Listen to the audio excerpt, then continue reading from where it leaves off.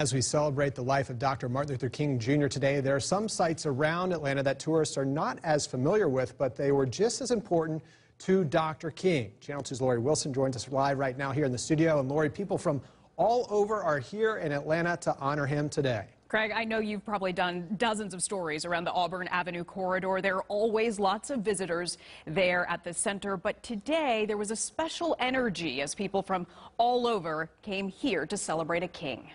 His birth room, the kitchen, and all the other stuff. 7-year-old Janiyah and her brother and sister just went inside the historic birth home of Dr. Martin Luther King Jr. A line wrapped around the home all day with people wanting to see where the civil rights leader was born. He was helping people so they could have the equal rights. The home sits just blocks away from the King Center, just miles away from Dr. King's alma mater, Morehouse College.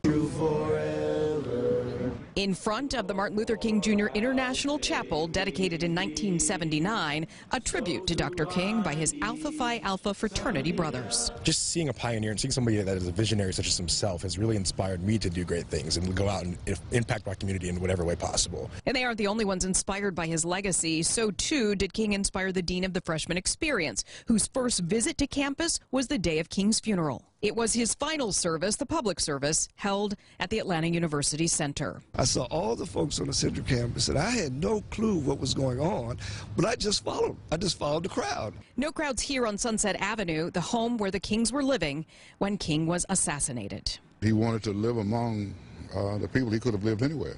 John Lewis says the house that he now lives next door to has been a point of pride for people in Vine City and the greater Atlanta community for years. This is our native son who changed the world.